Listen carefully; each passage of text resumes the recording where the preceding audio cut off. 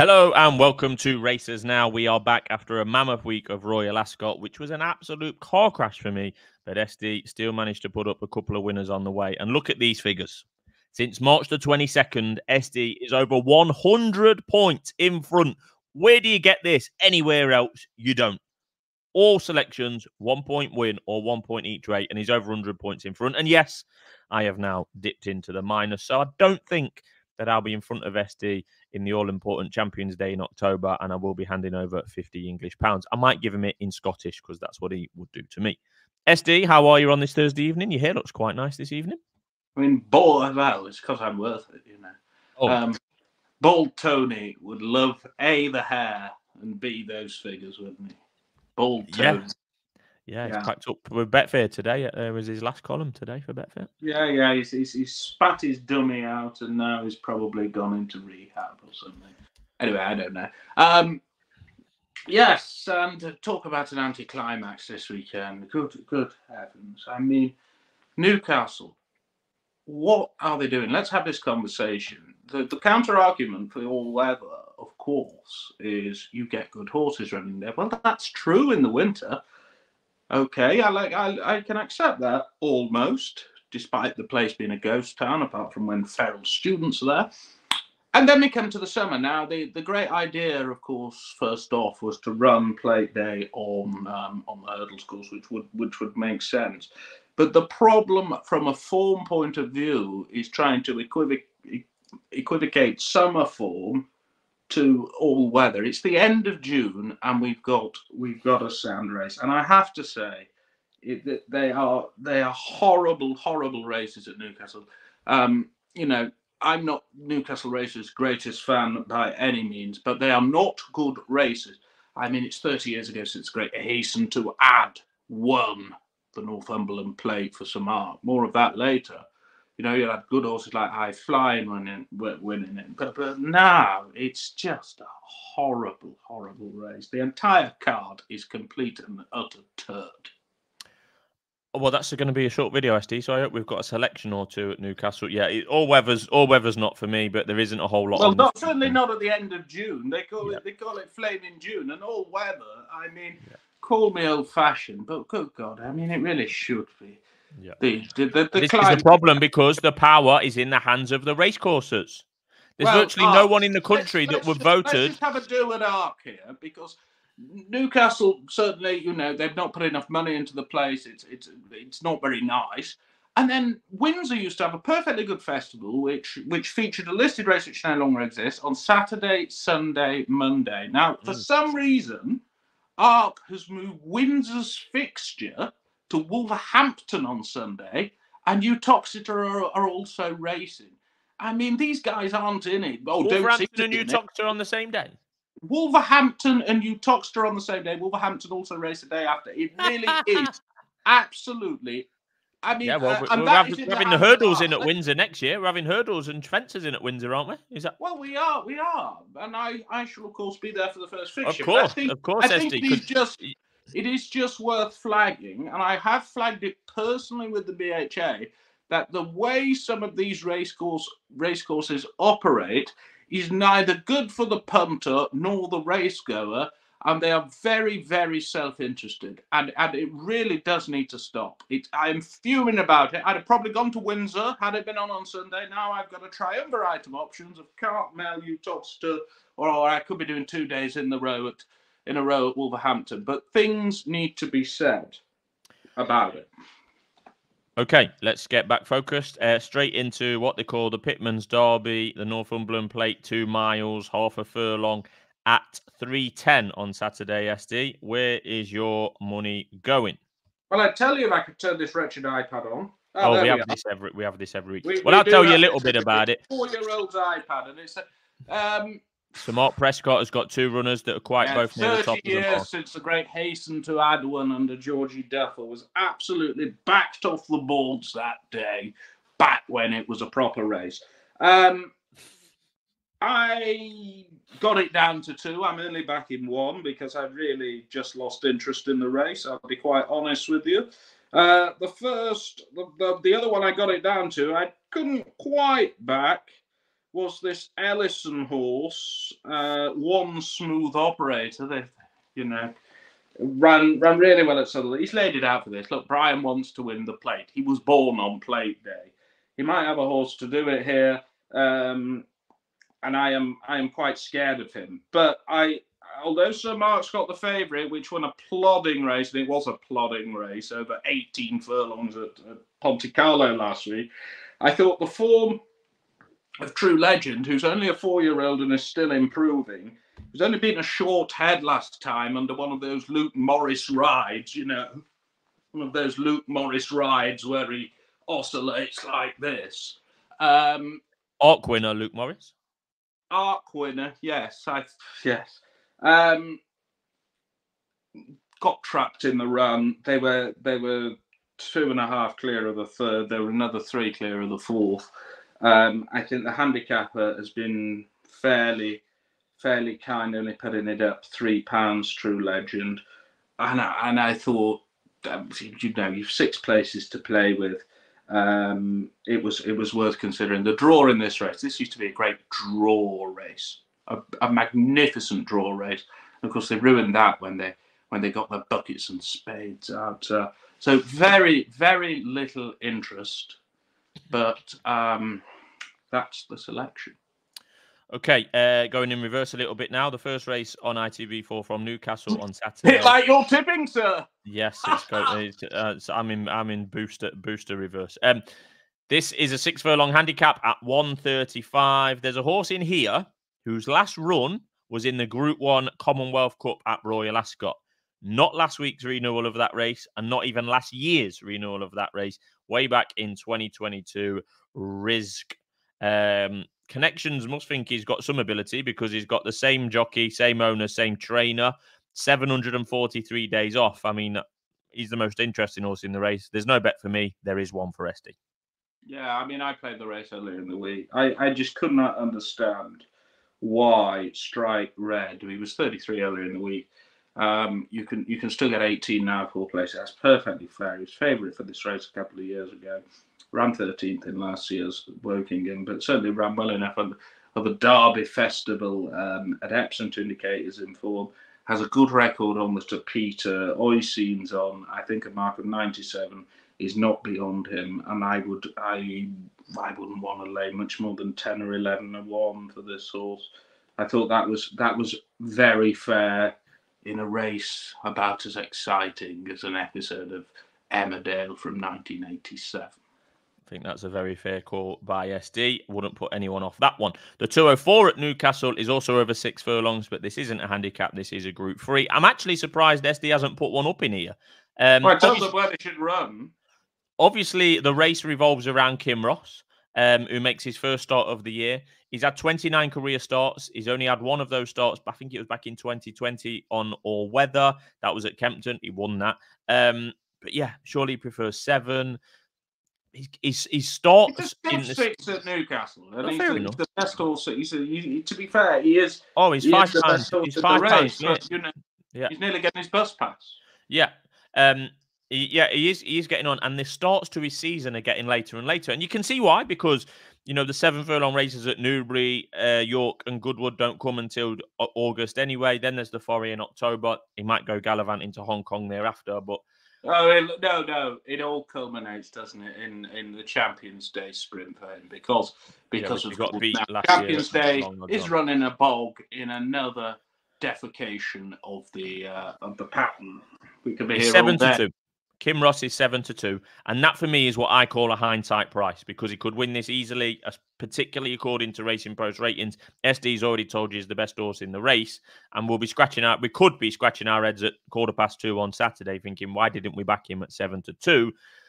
But he's got reasons to take him on. His last 4 SPs in this race, his last 4 SPs have been 5-4, 3-5. That was in France, 9-4, and 10-11. He's only won 2 of them. Older, more unreliable, etc.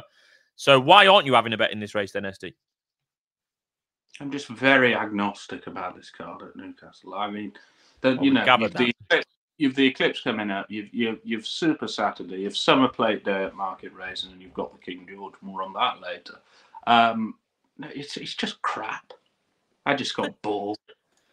Right, well, I am having a bet, and it's going to be Ballymount Boy each way. I think that's a worthwhile bet. I mean, you'll have to put a line through what he did on his one and only run this season. That was over 7 furlongs in the Greenham. He doesn't stay 7 furlongs. I think he was last.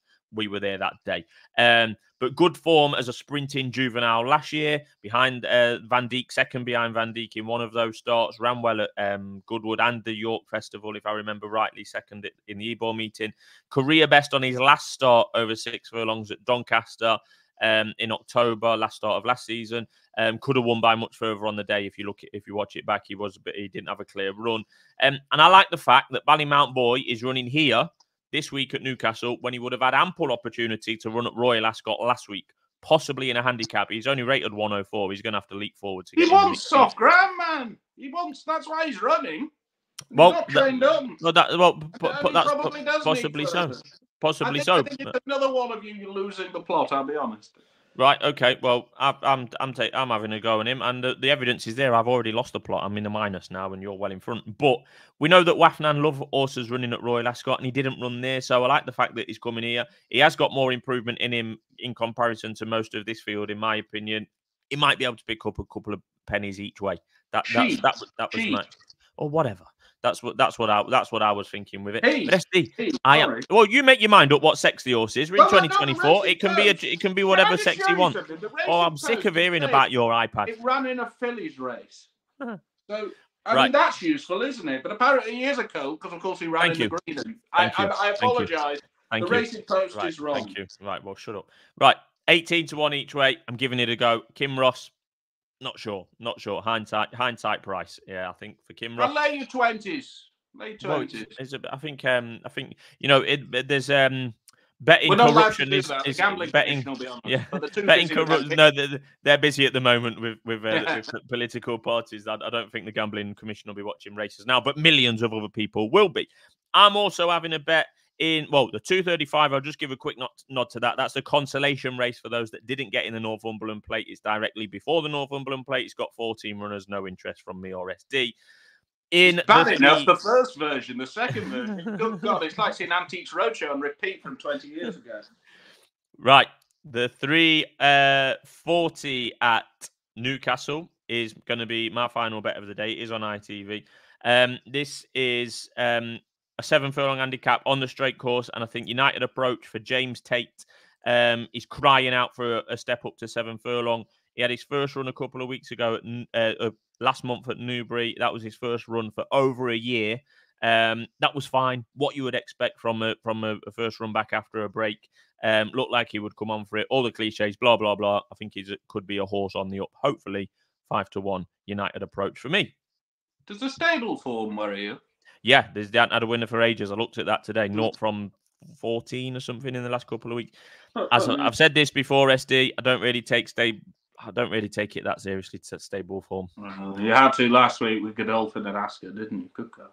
Well, it's good luck. I wasn't tipping. They're on Aintree. Have you seen the Group 1 entrance with Godolphin? There's practically none. Yeah, exactly. Anyway. All is not well in Shakey's world.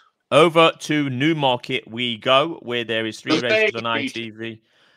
All of a similar-ish type level, listed events, Group 3, etc. But the one of interest is the 215 6-furlong listed race for 2-year-old fillies, and SD has a selection. I do. Maureen Britton Memorial Empress Filly Stakes. Of course, she was wife to the great Clive. Lovely couple, and of course Clive. You know, he trained horses which he got for practically nothing, and he made them good, didn't he? Lovely man was Clive. Anyway, Arabian Dusk, I think, is worthy of interest here. Ran first time up at Doncaster behind Twafaig, who of course ran last week at Royal Ascot and ran terribly well. Was backed very well backed in the morning that day. Green as grass, was only beaten a length and a half, and I didn't think this listed race was that exacting, and I think they think something of the horse. Of the rest, Tales of Heart won one of those races at Kempton, which nobody knows how good it is. and the rest of them, I wasn't that interested in, to be honest with you. I think it's a fairly weak listed affair. I think Arabian Dusk, normal improvement would see her win here, and 6-1 is perfectly fair at the main meeting at headquarters. The feature meeting of the weekend, SD, is where the Group 1 action comes from the Curragh. No, it isn't. Well, it definitely is. On Saturday, their feature race, Group 1, is the Pretty Polly Stakes over 10 furlongs. Stay Alert was second in this last year. Behind that one, it was trained by George Bowie and ridden by Jamie Spencer, that's now in Australia. What was that horse called, SD? Via Sistina. Stay Alert was second in that. Stay Alert's had one start this year. She beat Running Lion, who SD likes, by over 3 lengths at Newmarket, so that form has worked out pretty well.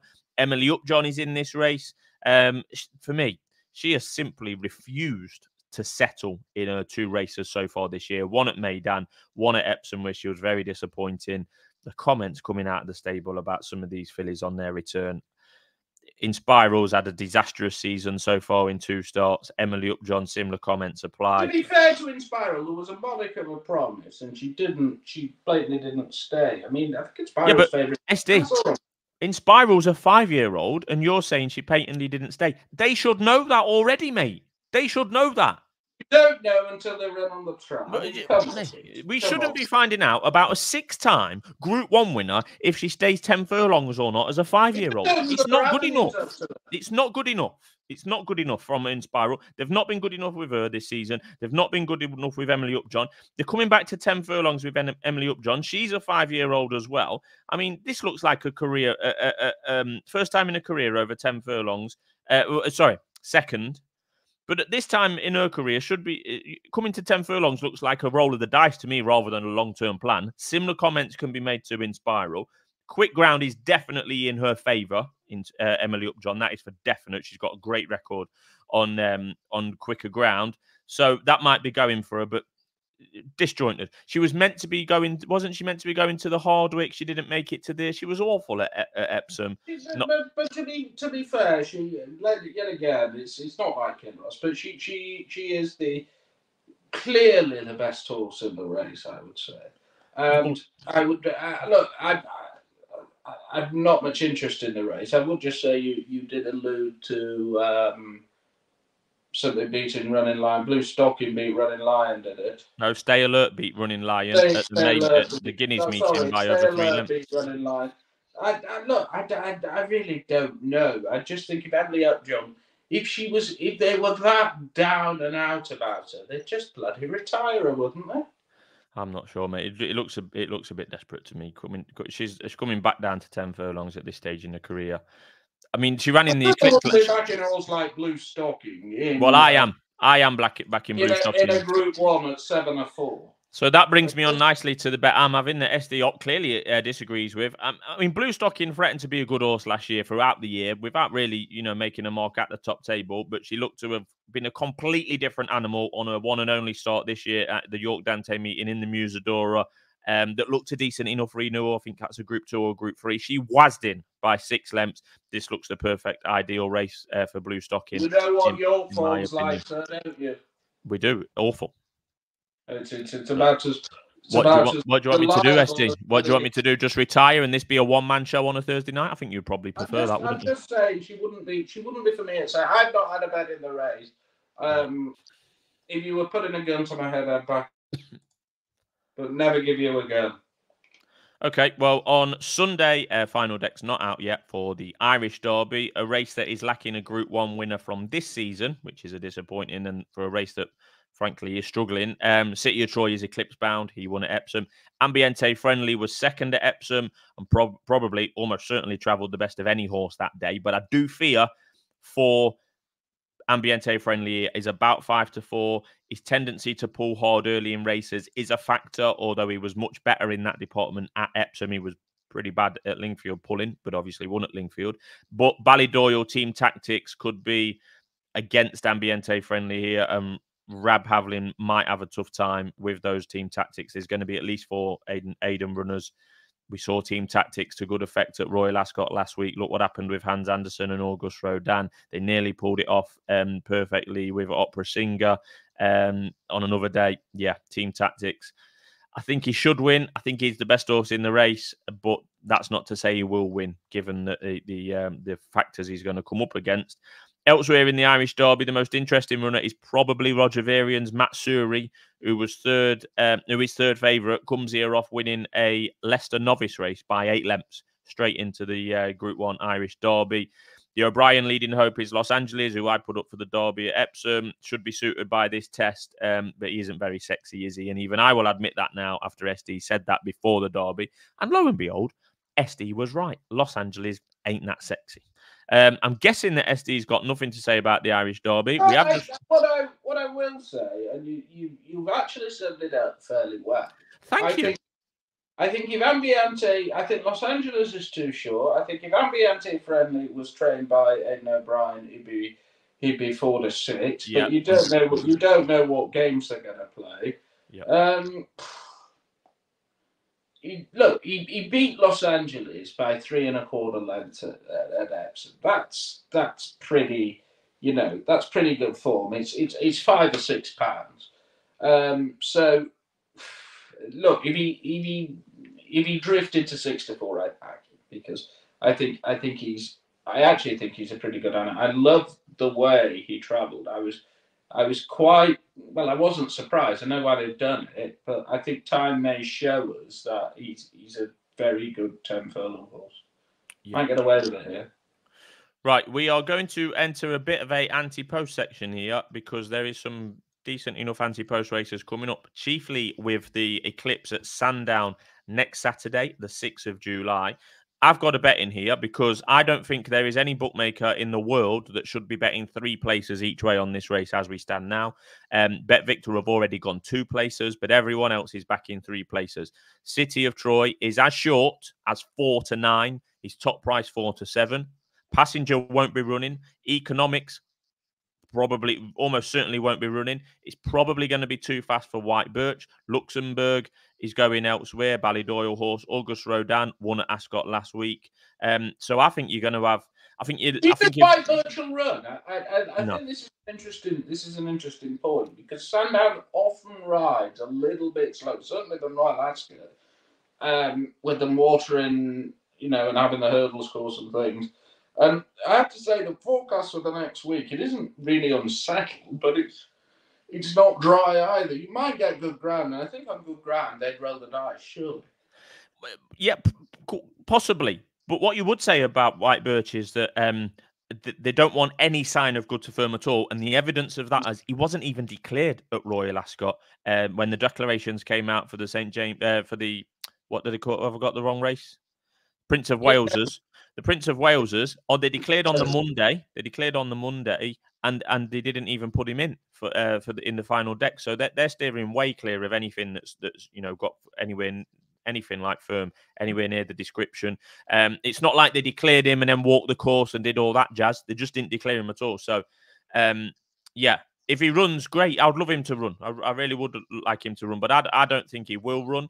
I think you're going to get 4 runners. I think those, and there might be a 5th runner if Aidan decides to put a pacemaker in for City of Troy. It's not really been their style with City of Troy. Remember, they only had, I'm not sure whether they will or not. Anyway, my runners, I think, would be City of Troy. I think Ghostwriter, they're on record that one's going to run. Dancing Gemini, that's been over in Ireland. I would personally look at running Alf Layla. I thought he was a slight eye catcher in that Prince of Wales's. But is he that good anyway? Emily Upjohn runs this weekend. Henry Longfellow, no. Inspiral, no. So I think you'll get City of Troy, Ghostwriter, Dancing Gemini, and something like Dubai Honor or something like that at a much bigger price. Plus maybe an Aidan O'Brien pace setter. I can see 5 runners maximum in this race. There's no one should be betting 3 places each way. So my each way selection is, with that in mind, Dancing Gemini at 16 to 1, just purely on the basis that he's going to run. And there's 3 places available. I don't think he's anywhere near as good as City of Troy, or will get anywhere near beating him. But I just think with those each way terms available, I think that's a bet. I really do. Do you think he wants softer ground? You said it about White Birch. He's not run on good ground since he ran at Ascot on King George Day last year. Yeah, might be a point. I'm no expert on the horse. he's trained by someone who I don't particularly thinks that good, but he's down as an intended runner. I think that's all you can go on. Yeah, with this. I can't disagree. I think he'll probably run. I can't disagree with your logic. You know, you might be in a good place. Oh, I mean, that's two positive things you've said about me. Yeah, I mean, I'm in a good mood. I'm just trying to see what the bloody hell's won the 8:45. Yes, I bet the winner. Another SD after time there, and going in time order. So we've got the Eclipse next week, and the Eclipse generally it's struggling. There hasn't been for a while. There hasn't been a Royal Ascot winner. I think that's unfair. It is struggling, mate. It's struggling. Isn't a race that it's struggling. Per se gets a lot of Royal Ascot horses because of the proximity, and I think City Troy running in it, a Derby winner running it will do it good. What won it last year? Paddington. Yeah, I mean, look at Paddington. It's not like you're getting crap Group 1. Lovely day at Sandown. It's one of the smallest. It's one of the. If it was run at an arc track, SD would be criticising it. It's the smallest average field size Group 1 in the UK. The proximity to Royal Ascot simply isn't working for it. I think they need to look at it. But they're on about looking at the Epsom Derby Festival and having that over a week, and God knows what they're going to do there. Why is no one talking about Sandown? I mean, remember when they was going to sell Kempton and put a load of money into Sandown? Has that happened? No. Anyway, the next perfectly convivial race. I have no problem whatsoever with it. No. I think you're criticising, but criticising sake. So remind me, SD, when we get round to the Betfair Chase and there's only 4 runners in that, I'll be criticising that as well. Well, look, that is the nature of national hunt racing in this country. Right, that we have a shortage of Grade 1 horses. It's not. You know, that is a completely different debate, and it's stupid. Yeah, I think the Eclipse is struggling. Anyway, there is 2 Group 1s at the July Festival, which is the week after, the 12th and the 13th. The Falmouth over a mile for the ladies on the 12th, the July Cup on the 13th. And I think there's a bet in this July Cup. I really do. Inisherin won the Commonwealth Cup at Royal Ascot. 3-year-old, got a good record in it recently. But that Commonwealth Cup form has got to be questioned. It has to be. The anti-post favourite, or he was second favourite when he came out, Van Dijk didn't run. Bucanero Forte didn't run. He brought some decent enough form to the race. Well backed on the day, and I know full well about this. Give Me the Beat Boys ran an absolute stinker. And it just fell in the lap of this Inisherin. He's doing well. Don't get me wrong. Inisherin is doing well, but it is a leap between the 3-year-old form and the all-age form. He's 9-4. Van Dijk is the second favourite. He's injured. He missed Royal Ascot. Will he be back? Won't he be back? I don't know. Kim Ross runs this weekend and wants soft ground and 7 furlongs. Simple as that. English Oak won well at Royal Ascot, but I think he might go elsewhere. That was over 7 furlongs. This is 6. Ed Walker, if you are watching this, the sprinters at the moment are absolute excrement, right? You have a horse that is capable of being very competitive in this race. Run him. Right. You stopped me flow there. Inisherin, questionable form. Van Dijk, injured. Kim Ross, wants off. English Oak, might not run. Jassor, second behind Inisherin, questionable form. Bucanero Forte, injured. Elite Status, another one that didn't run in the Commonwealth Cup, injured. So that leaves me to... So there's big question marks over 6 of the first 8 in the market, maybe 7 of the first 8. Leads me to regional. He was second at Royal Ascot over the 5 furlongs, the stiff 5 furlongs in the King's Stand. He's 16-1. I think that is a bet. And he's an intended runner. He's not injured. He's an intended runner. He is in form. In a division, as we've said many, many times, the sprinters are struggling this year. I think he's a definite bet regional. I mean, how you could have elite status at half the price of regional is absolutely beyond my... I can't fathom it. Can't fathom it at all. And he's injured. Don't get it. I don't get it. I think the market is 3-year-old bias. There's a 3-year-old bias in the market. I think regional is a fantastic anti-post bet at 16-1. Intended runner, in good form, and he's an injured. What more do you want? English SD? Oak is what I want. Yes, but English Oak may well not be going there. As soon as you went past the post for that guy, I thought, good heavens. Yeah. Ed, just bloody running. Right, and then the next one to look forward to, and we're going to try and be swiftish, is the King George, which is at the end of July. this is an interesting market because we've got no idea what will run. City of Troy 6-1, but if he was an intended runner, he'll be even money. August Rodin, etc. SD, you do have a thought on this race, yeah? Well, I do have a thought. I think we've alluded to it before. August Rodin, unfortunately, is a bit schizophrenic. You know, last in this race last year. Okay, he won last week. Ambiente friendly, I think they'll. I don't know. My feeling is they'll go to York, possibly. City of Troy, I think they're muting 10 furlong. Betfair tells you won't run. Luxembourg, maybe. We've got this bloody Bluestocking of yours that's going to get beat this weekend. Passengers injured. Rebel Romance was last seen, you know, someone near Ken Tom's walk. Continuous was lackluster last week at Ascot, but I could see the case if they ran, by the way. And then you end up at Isle of Jura. Now, Isle of Jura won last week at Ascot very, very well. The trainer, it's a bit like what you're saying for regional. The trainer said all roads lead to the King George. He's a progressive horse, and 14-1, you don't often get many runners in this race. I mean, I remember, what was the COVID year? Did we just have 3? And then I'm looking at the rest. I'm scrolling down. You know, maybe if Emily won this weekend, she might run. They'll probably put Point Lonsdale in as a pacemaker. And, you know, you scroll into the rest and you're at the likes of Desert Hero, who wouldn't win this with a head start. And there isn't a lot in the race, is what I'm saying. I think 14s each way, take advantage of what are likely to be favourable each way terms now. I think that could only get shorter. I think it'd go 5-6-1 on the day.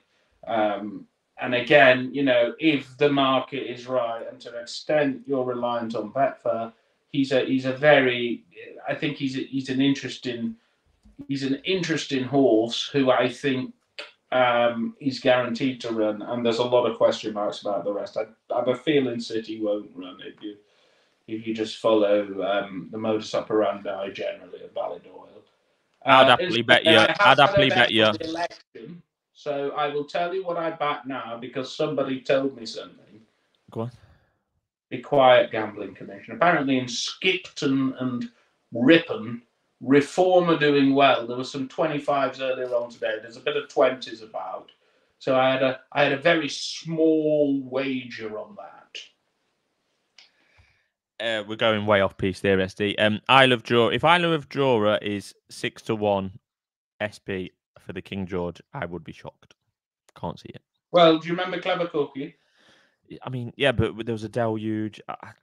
No, but what's going to run? Well, there'll be one of the Aidens. There'll be one or two of the Aidens. He's ran August and Luxembourg in the same race before, so I think it'll be one or both of those. I think you're right. City of Troy might go elsewhere.